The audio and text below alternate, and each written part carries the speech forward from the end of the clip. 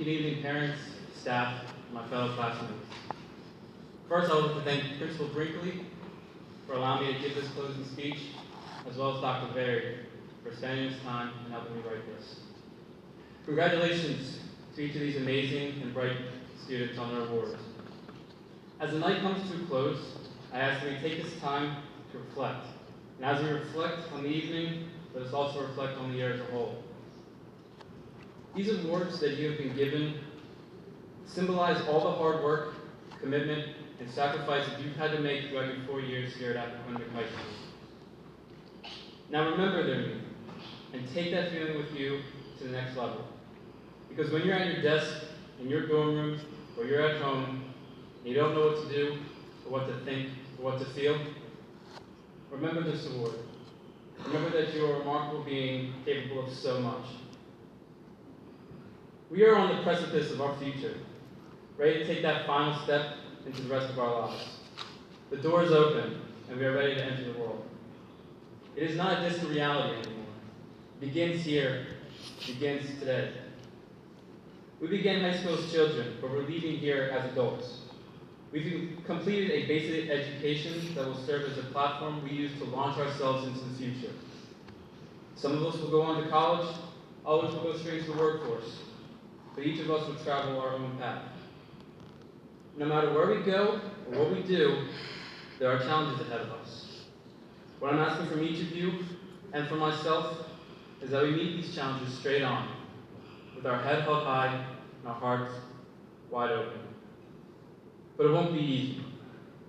I think one thing that we will have in common for the rest of our lives is stress. It is something that's been eating away our social lives, and although we may have escaped this grasp for now, we have to understand that it's just the beginning. We will experience stress in different ways. It comes in many shapes and forms, and is hiding from us only to appear in the worst moments.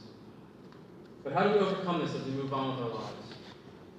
I read an article about a psychologist who taught stress management to his students. Out of nowhere, the professor raised a glass of water.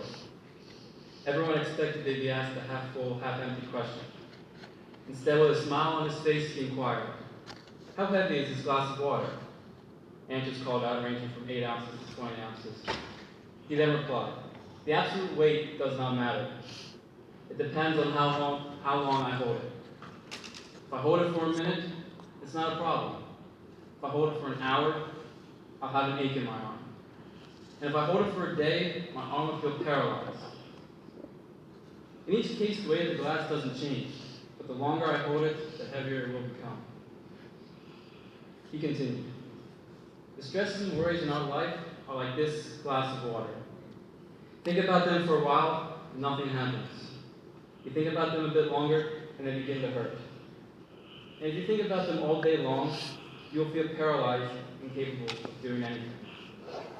As we move on with our lives, it's important to know that stress will never truly leave our lives.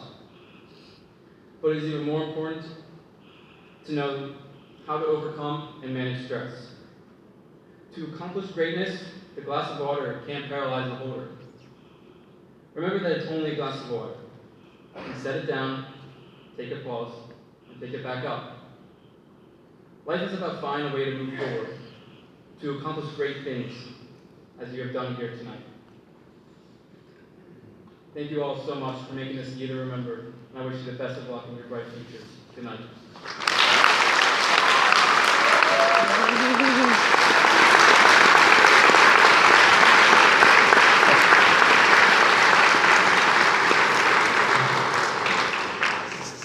Thank you all for coming to celebrate our outstanding seniors. We'd like to now invite you to the